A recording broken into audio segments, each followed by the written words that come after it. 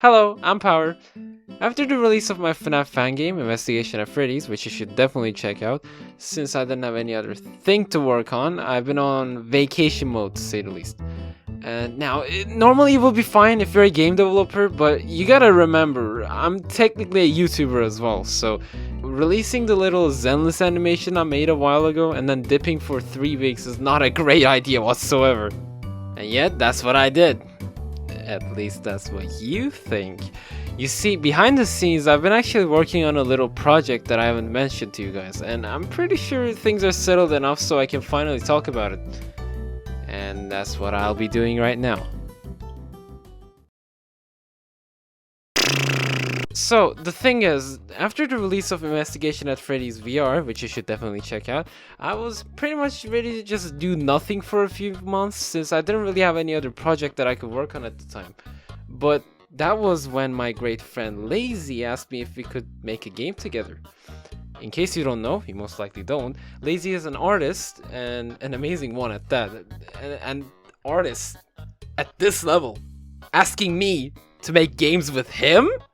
How could I pass up on that? So I obviously said yes. It's like an opportunity of the century, you know? Though there was a problem.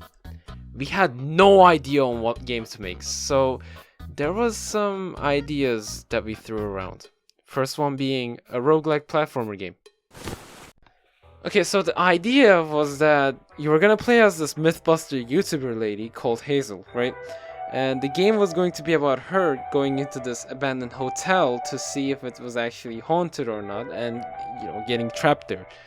There were going to be randomly generated levels, and the game was going to be very fast-paced. So imagine Sonic or Pizza Tower or something, but instead of very carefully designed levels, it was all going to be randomly generated. So you can see how annoying it would have played out.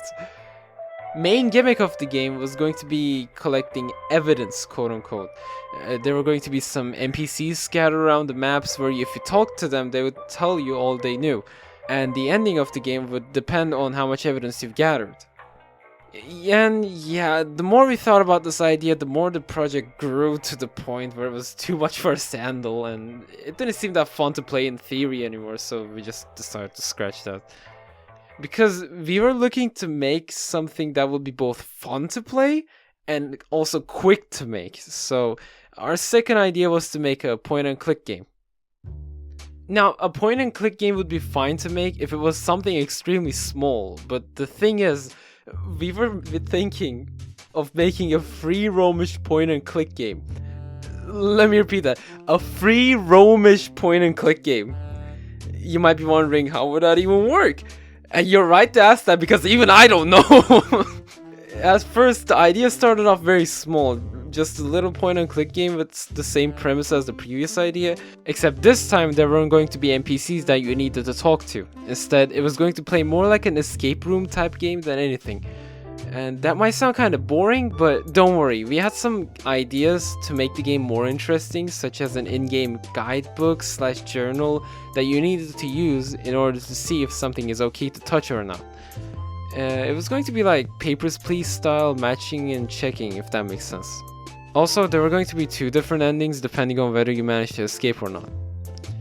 And then, you know, after settling with the concepts, I started to work on the idea a little bit, you know, just coded the stuff. And during programming, I got hit with a roadblock where I couldn't figure out how to make the movement work. I know it sounds easy, just put arrows so that people can click on them to move, but I wanted to feel like you're moving in a 3D space on a 2D game, so I wanted to use the WASD controls to move around the halls. While I did eventually overcome the roadblock and find a workaround, midway through coding, I realized how flawed and big this game idea was. So before we did anything grand, I just decided to pull the plug on this idea as well. And just like that, we were back to square one. Luckily, it wouldn't last that long, however, since we went back to the drawing board and just did another one of those game concept talks again. And this time, we decided to use one of those websites that let you generate your own game jam theme and ran it like 10 times.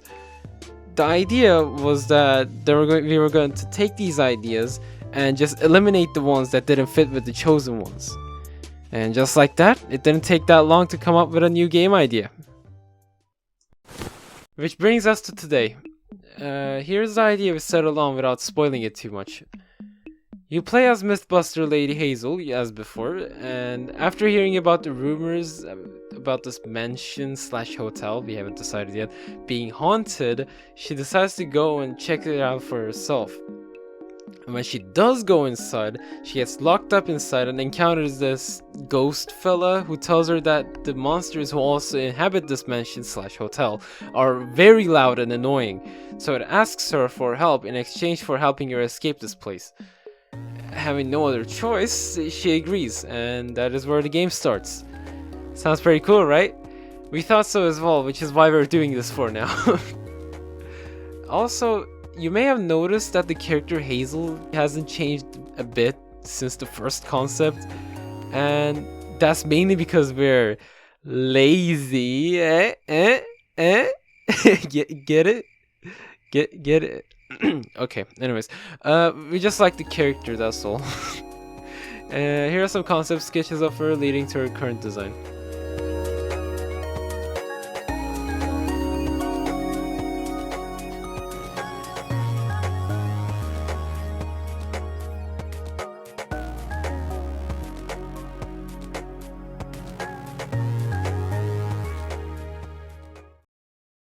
So yeah, that's pretty much it. We're still working on it, so I can't really show much except these development footages because I got nothing else to show. And if you like this video and want to hear more about this game we're working on in the future, then please like and subscribe. It might not seem like it, but trust me, it helps a lot. You can also try out Ragdoll Apocalypse 2 or Investigation at Freddy's VR while waiting for the game. They're on my itch.io page, linked in the description. And here are my socials. Anyways, bye!